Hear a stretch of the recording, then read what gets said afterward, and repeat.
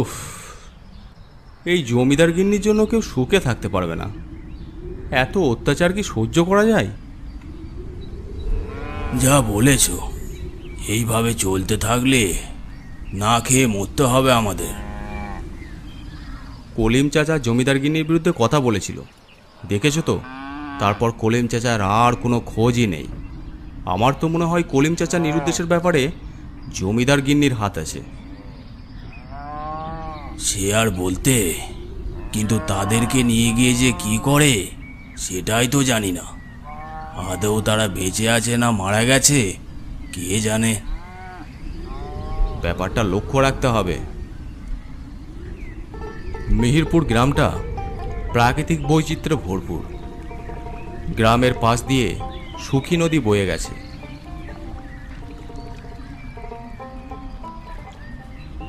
গ্রামের লোকেরা সাধারণত চাষাবাদের ওপর নির্ভরশীল এবং খুব গরিব প্রকৃতির। গ্রামের জমিদার ছিল শফিউদ্দিন, খুবই গরিব দরদি মানুষ।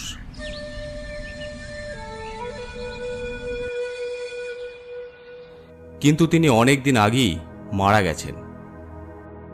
ফলে জমিদারি এখন সামলান তার স্ত্রী সামিনা বেগম। মহিলাটি অত্যন্ত লোভী এবং গরিব প্রজাদের উপর যথেষ্ট অত্যাচারও করেন। গ্রামের গরিব চাষিরা সামিনা বেগমের কাছ থেকে দাদন নিয়ে চাষবাস করেন, আর দাদন শোধ করতে না পারলে কপালে জুটে মার। আর তার সাথে জোর করে জমি সামিনা বেগম নিজের নামে করে নেন। আর কেউ যদি এর প্রতিবাদ করে তাহলে তাকে নিজে কোথায় চলে যায় কেউ তার আর কোনো হদিশ পায় না। ফলে ভয়ে সামিনা বেগমের নামে কেউ একটা টু শব্দ করে না। এবারে ফসল খুব একটা ভালো হয় নাই। ফলে করিম চাচার দুশ্চিন্তা শেষ নেই। কি যে হবে, যদি সত্যি সত্যি ফসল না হয় তাহলে দাদন শোধ করব কি করে? ওগো, এমন কথা বলো না। ওই মুখপুরি সামিনা বেগম তাহলে আমাদের ওই জমিটুকুও নিয়ে নেবে? কি করে আমরা খাবো? কি করে বাঁচবো আমরা? এইসব চিন্তাতে আমার ঘুম আসছে না। শেষে মনে হয় ভিক্ষাবৃত্তি করে দিন কাটাতে হবে। তবে আমি অত সহজে জমি ছাড়বো না। না না, তুমি কোনো ঝামেলা করো না। শেষে ও কি করতে কি করে ফেলবে তার ঠিক নেই। শুনেছি ওর বিরুদ্ধে কথা বললে নিরুদ্দেশ্য করে দেয়, কেউ আর কোনো হদিস পায় না। এইভাবে কেটে গেল আরও কয়েকটা দিন। করিম চাচা যেটা ভয় করেছিল সেটাই হলো। এবার তার ফসল একদম ভালো হয়নি। যথারীতি এক সন্ধ্যায় জমিদার গিন্নির পেয়াদা এসে করিম চাচাকে সঙ্গে করে নিয়ে গেল।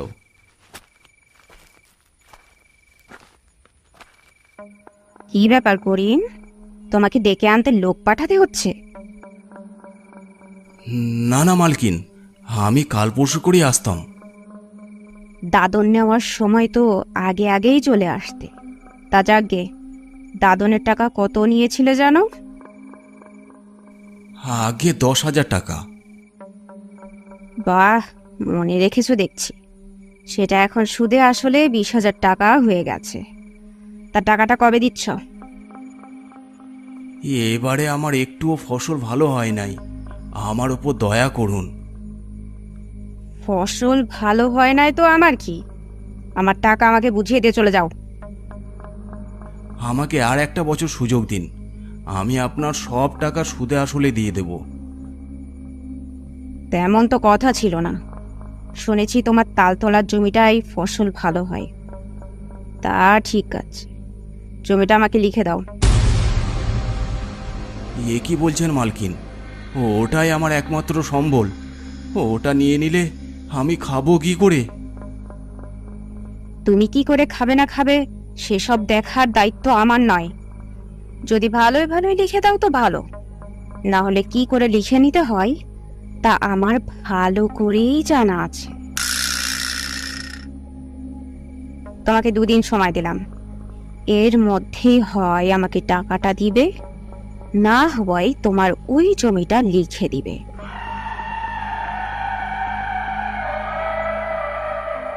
করিম মনে এক রাশ দুঃখ নিয়ে বাড়ির দিকে রওনা দিল।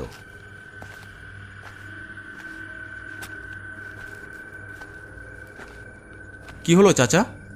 শুনলাম তোমাকে জমিদার গিন্নি লোকজন ডেকে নিয়ে গিয়েছিল। ঠিকই শুনেছ বাবা বশির, টাকা না দিতে পারলে বলেছে জমিটা লিখে দিতে। আমাকে সময়ও দিচ্ছে না। ওই জমিটাই আমার একমাত্র সম্বল, ওটা ছাড়া আমি খাবো কি করে? কি যে করি এখন কিছুই বুঝতে পারছি না। ওই জমিদার গিন্নির অত্যাচারে এই গ্রাম ছেড়ে একদিন সবাই চলে যাবে দেখবে। আমার মনে হয় এর বিরুদ্ধে আন্দোলন করা দরকার।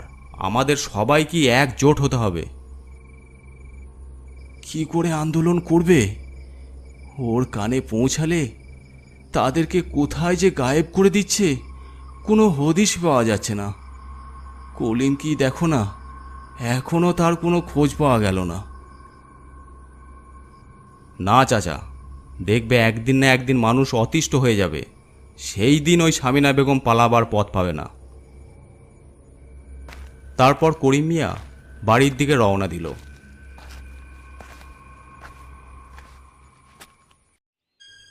কেটে গেল 2 দিন। জমিদার গিন্নির লোকেরা মাঠে চলল জমি দখল করতে। খবর পেয়ে করিম চাচা ছুটতে ছুটতে মাঠে পৌঁছায়। এই জমি এখন আমাদের জমিদার গিন্নির। তোকে 2 দিন সময় দিয়েছিল, তুই কেন দেখা করিস নাই? হুজুর, আমি টাকা জোগাড় করতে পারি নাই, দয়া করে এমন করবেন না, না হলে আমি না খেতে পেয়ে মারা যাব। তোর যা বলা জমিদার গিন্নিকে বল, আমরা কিছু করতে পারবো না। এই আমাদের পতাকা এখানে পুঁতে দিলাম, আজ থেকে এটা জমিদারের সম্পত্তি। করিম ফ্ল্যাগটা তুলে ছুঁড়ে ফেলে দেয়। না, এটা আমার জমি, আমি কাউকে দেব না। তোর এত বড় সাহস? এ ধর একে, চল নিয়ে চল জমিদার গিন্নির কাছে। দুজনকে টানতে টানতে জমিদার গিন্নির কাছে নিয়ে গেল। কিরে করিম, তোর এত বড় সাহস? ওই জমি এখন আমার, ভালোই ভালোই এই কাগজের সই করে দে। না, আমি সই করব না। যদি সই করতে না পারিস তাহলে এর পরিণাম কি হবে সেটা শুনলে তুই আরো ভয় পাবি। জানিস তো আমার বিরুদ্ধে যারা কথা বলে আর যারা আমার কথা শুনে না তাদেরকে আমি কি করি? খুব ভালো করেই জানি, আপনি তাদেরকে মেরে ফেলেন। মৃত্যুর থেকে আরো ভয়ঙ্কর শাস্তি আমি দিয়ে থাকি। তোর মতো কত লোক সেই শাস্তি ভোগ করেছে এখনো। যদি এখানে সই না করিস তাহলে তো পরিণাম তাই হবে। এখন বলছি সই করবি কিনা বল। না, আমি কিছুতেই সই করব না। এই জমিটাই আমার একমাত্র সম্বল, ওটা ছাড়া আমি এমনিতেই মারা যাব। এই কে আছিস? নিয়ে যা একে। একে এখন থেকে বন্দি করে রাখাই না ঘরে, তবেই ও আমার কথা না শোনার ফল টের পাবে।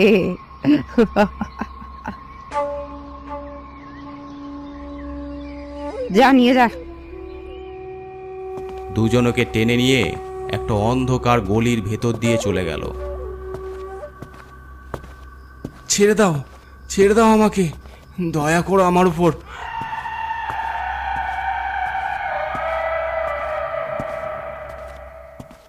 কি হলো, মানুষটা এখনো বাড়ি ফিরলো না কেন? তাহলে কি জমিদার গিন্নি ওকে? না না না, এ হতে পারে না। তখনই বশির ওদের ঘরের সদর দরজায় আসে। চাচি, করিম চাচা বাড়ি ফিরেছে? না বাবা, এখনো বাড়ি ফিরে নাই।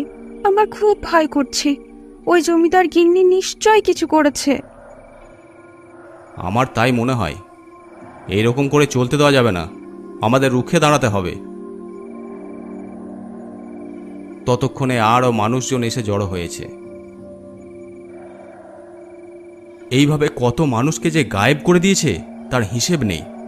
আমাদের এর বিরুদ্ধে রুখে দাঁড়াতেই হবে। হ্যাঁ হ্যাঁ, ঠিক বলেছ। এবার সময় হয়েছে রুখে দাঁড়ানোর। অনেক সহ্য করেছি, আর নয়।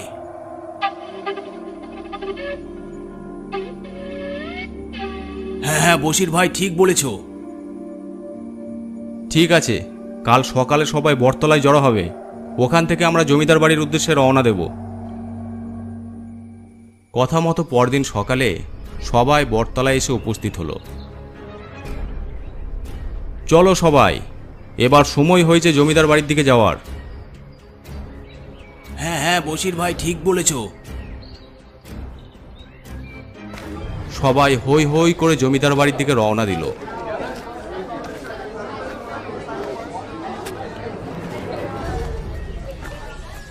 বাড়ির সামনে পৌঁছাতেই জমিদার গিন্নি বাইরে বেরিয়ে আসে। কি হয়েছে? তোমরা এত ভিড় করেছো কেন? কেন করেছি সেটা নিশ্চয়ই এতক্ষণ বুঝে নিয়েছেন। করিম চাচার কি হলো? করিম চাচার সাথে আপনারা কি করেছেন? সে আমি কি করে বলবো? তার খবর আমি জানি না। সব জানেন। ভালোই ভালোই যদি করিম চাচার হদিশ না দেন তাহলে পরিণাম অনেক খারাপ হবে। হ্যাঁ হ্যাঁ, অনেক ভয়ানক পরিণাম হবে। আমরা অনেক সহ্য করেছি, আর নয়। হয় মরবো, না হলে মারবো। বাহ বসির, লোকগুলোর মাথায় তো ভালোই বদবুদ্ধি ঠেলেছ। তাহলে এসবের নাটের গুরু তুমি। তবে জেনে রাখো, আমার নামও সামিনা। আমিও কারো অহংকার সহ্য করে চলি না। এ গ্রাম আমার, আর তোরা হচ্ছিস আমার প্রজা। মাথায় ঢুকিয়ে রাখ ব্যাপারটা। এই গ্রাম আমাদের, আমাদের সবার, তোমার একার নয়। আমরা 2 দিন সময় দিলাম। এর মধ্যে যদি করিম চাচাকে বের না করো তাহলে পরিণাম আরও ভয়ঙ্কর হবে। আরে যা যা, দেখে নেব আমিও।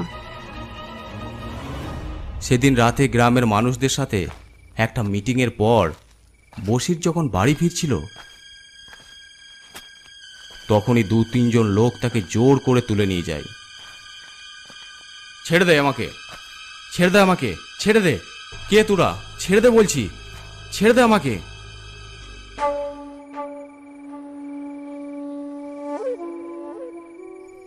ও, তাহলে এসবের পিছনে আপনারই হাত? কি করব বল? তুই তো গ্রামের মানুষদের যা উস্কাতে লেগেছিস আমার বিরুদ্ধে, তাতে আমার নিজেরই ভয় করতে আরম্ভ করে দিয়েছে। কি জন্য আমাকে এখানে তুলে আনা হয়েছে সেটা বলুন আগে। আরে এত ব্যস্ত হচ্ছিস কেন? শোন, এসব আন্দোলন বন্ধ করে দে। বিনিময়ে কি চাস বল? বন্ধ করে দেবো, তবে আমাদের দাবিগুলো পূরণ করে দেন। করিম চাচাকে বের করে আনুন। করিম চাচাকে কোথায় লুকিয়ে রেখেছেন বলুন। ও সব ভুলে যা। বিনিময়ে কত টাকা চাস বল না, না হলে ওদের মতো তোরও অবস্থা হবে। মেরে দেবে? মৃত্যুকে আমি ভয় পাই না। কিন্তু এটা মৃত্যুর থেকেও ভয়ঙ্কর। এই কে আছিস? একে আমার আয়না ঘরে নিয়ে যা। আয়নাঘর? সেটা কি? যা ওখানে, তোর করিম চাচাকেও দেখতে পাবি। বশিরকে 2 জন ধরে আয়না ঘরের দিকে নিয়ে যেতে লাগলো। অন্ধকার গলির মধ্যে যেন কোথায় কোন সুড়ঙ্গতে নেমে পড়ছে। হালকা আলোতে দেখতে পেল এক জায়গায় অনেকগুলো কঙ্কাল স্তূপ করা। এই যে কঙ্কালটা দেখছিস, ওটা করিমের।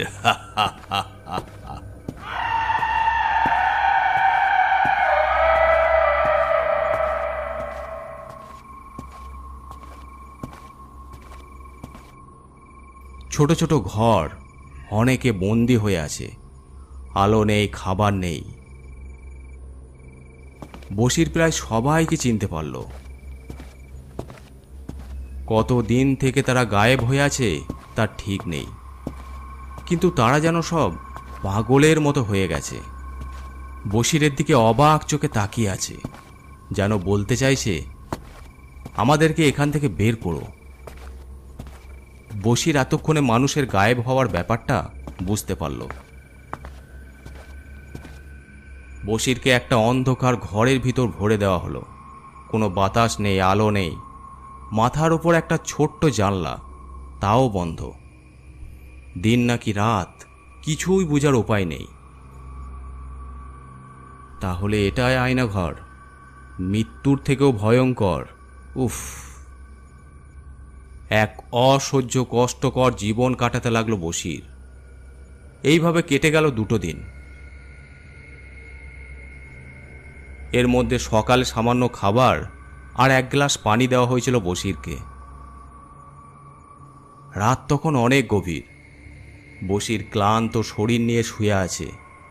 কিভাবে এই জমিদার গিন্নির হাত থেকে এই আয়না ঘরে বন্দি মানুষদের মুক্ত করবে আর নিজেও মুক্ত হবে, সেটাই চিন্তা করে যাচ্ছে।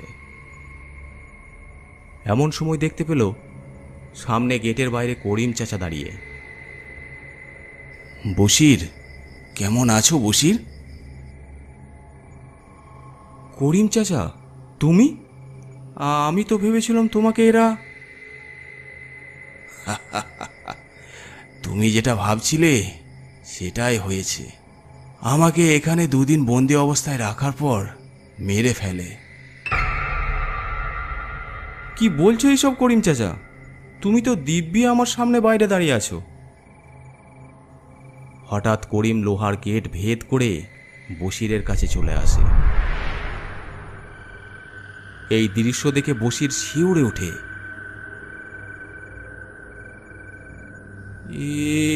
এ কি দেখছি আমি? তুমি ভয় পেও না বসির, তোমাকে সাহায্য করার জন্যই এখানে এসেছি। একমাত্র তুমিই পারবে জমিদার গিন্নির এই রকম নিষ্ঠুর অত্যাচার বন্ধ করতে। শোনো, এখানে যাদেরকে বন্দি করে রেখে দিয়েছে তারা চাইলেও আর বাইরে বেরোতে পারবে না। সবাই প্রায় হতাশ হয়ে গেছে, বেঁচে থেকেও তারা মৃত প্রায়। আমাদের গ্রামের, এমনকি আশেপাশের গ্রামের কত মানুষকে এরা বন্দি করে রেখে দিয়েছে। তার মধ্যে কতজনকে যে মেরে ফেলেছে তার কোনো হিসেব নেই। একটা ঘরে তো শুধু কঙ্কালই ভরা। তোমাকে এই সব বন্দি মানুষকে মুক্ত করতে হবে। তার সাথে সাথে এই জমিদার গিন্নি স্বামীনাকে উচিত শিক্ষা দিতে হবে। কিন্তু করিম চাচা, এই বন্দি অবস্থায় আমার কিছু করার ক্ষমতাই নেই। তোমাকে এখান থেকে বাইরে বেরোনোর ব্যবস্থা আমি করে দেব। আর একটা কথা, এখানে যাদের মৃত্যু হয় তাদের দাফন পর্যন্ত করা হয় না। তোমাকে সেই সব কঙ্কালের যথাযথ দাফন করতে হবে, তার সাথে আমার কঙ্কালটারও। হ্যাঁ করিম চাচা, আমি সব করব। গ্রামের মানুষরা এমনিতেই জমিদার গিন্নির উপর ক্ষেপে আছে। ঠিক আছে, এই সময়টা এইদিকে আর কেউ আসে না। পিছনে জানলাটার খাঁচা আমি খুলে দিচ্ছি, তুমি ওদিকে বেরিয়ে পড়ো। একটা সুড়ঙ্গ পাবে, এটা একদম নদীর ধার পর্যন্ত চলে গেছে। ওইদিকে তুমি বেরিয়ে গ্রামে পৌঁছাতে পারবে।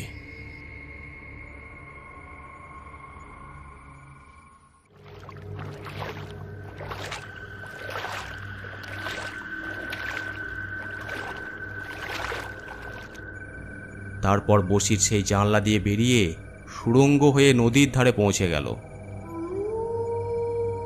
তারপর ছুটতে ছুটতে গ্রামে পৌঁছায়। সেই রাতেই সবাইকে জড়ো করে সমস্ত ঘটনা খুলে বলল। আয়নাঘর? আমরা কাল রাতেই গোটা গ্রামের লোক একসাথে জড়ো হয়ে জমিদার বাড়ি দখল করব। জমিদার গিন্নির অনেক বার বেড়েছে। তুমি না বললে তো আমরা জানতেই পারতাম না এইভাবে আয়না ঘরে নিরীহ মানুষদের বন্দি করে রেখেছে। হ্যাঁ চাচা, আমি নিজের চোখে সব দেখেছি। আজ রাতেই গ্রামের সবাইকে বলে দাও। কাল যদি ওরা জানতে পারে তাহলে আমাদের উদ্দেশ্য সফল হবে না। সে রাতেই গ্রামের সকলকে জানিয়ে দেওয়া হলো।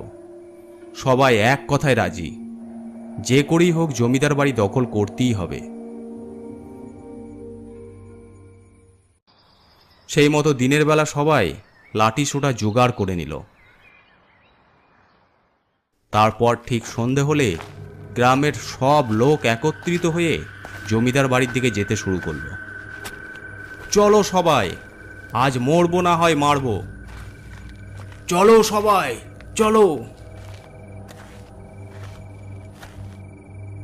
মালকিন, গ্রামের প্রায় 400-500 লোক জমিদার বাড়ির দিকে লাঠি সোটা নিয়ে এগিয়ে আসছে, আর তাদেরকে নেতৃত্ব দিচ্ছে বশির।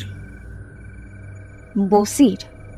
কিন্তু বসির তো আয়না ঘরে বন্দি, ও কি করে বেরোলো? মালকিন, লোক মুখে শুনলাম করিমের আত্মা নাকি বশিরকে বাইরে বেরোতে সাহায্য করেছে। এখানে থাকা এখন আপনার পক্ষে নিরাপদ নয়। আপনি তাড়াতাড়ি তৈরি হয়ে নেন, এখান থেকে আপনার নিরাপদ জায়গায় চলে যাওয়াই ভালো। ঠিক আছে, আমার ঘোড়ার গাড়ি রেডি কর। আর তোরা কিন্তু ওদেরকে সহজে ছাড়বি না। আয়না ঘরের কথা যদি ওরা জানতে পারে তাহলে আমি আর কখনো এই গ্রামে আসতে পারবো না। তোদের শরীরের শেষ রক্তবিন্দু পর্যন্ত লড়ে যাবি। তারপর জমিদার গিন্নি ঘোড়ার গাড়ি করে পিছনে রাস্তা দিয়ে পালিয়ে গেল এক অজানা আশ্রয়ের উদ্দেশ্যে।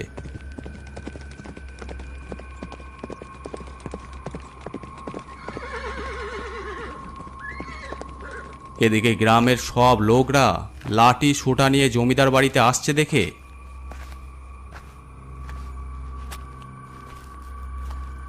জমিদার বাড়ির সমস্ত চাকর বাকর কর্মচারী যে যেদিকে পারল নিজেদের প্রাণ বাঁচাতে ছুটে পালিয়ে গেল। আর গ্রামবাসীরা খুব সহজেই জমিদার বাড়ি দখল করে নিল। তারপর আয়না ঘরে বন্দি সমস্ত লোকদের মুক্ত করে দেওয়া হলো। এদিকে জঙ্গলের ভেতর দিয়ে তখন জমিদার গিন্নি সামিনা বেগম ঘোড়ার গাড়ি করে এগিয়ে চলেছে।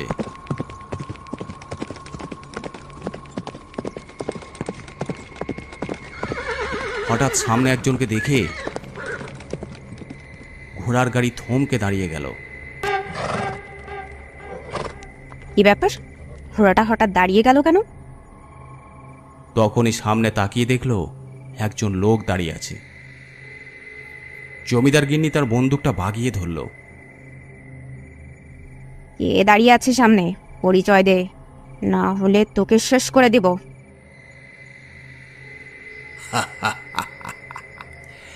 একজন মানুষকে কতবার শেষ করবি?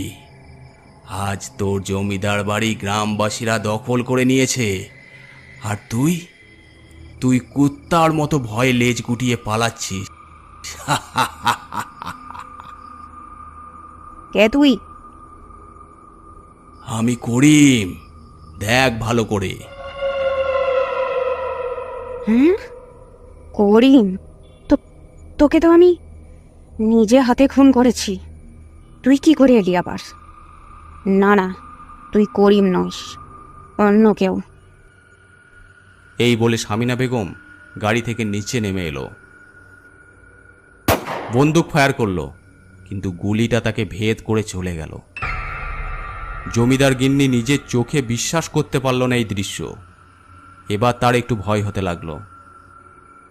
করিম, করিম, করিম, আমাকে ছেড়ে দে। যা হওয়ার তা তো হয়েই গেছে। আমাকে ছেড়ে দে, আমি আর কখনো ওই গ্রামে যাব না। ছেড়ে দে।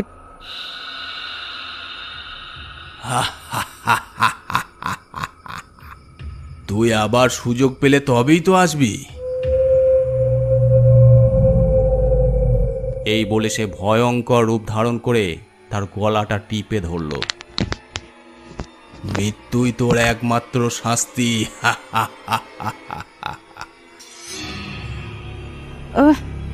আমাকে ছেড়ে দে, ছেড়ে দে।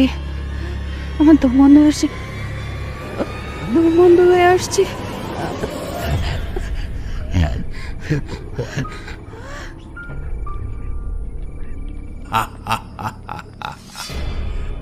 একসময় জমিদার গিন্নির নিথর দেহটা মাটিতে লুটিয়ে পড়ল। আজ থেকে গ্রাম মুক্ত, আমিও শান্তিতে যেতে পারবো।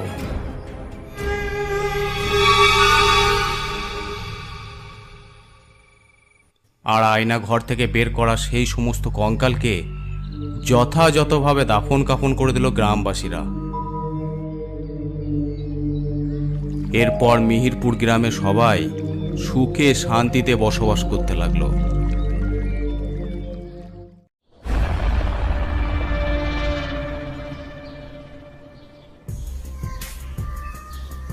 আজকের গল্পটি আপনাদের কেমন লাগলো অবশ্যই কমেন্ট করে জানাবেন।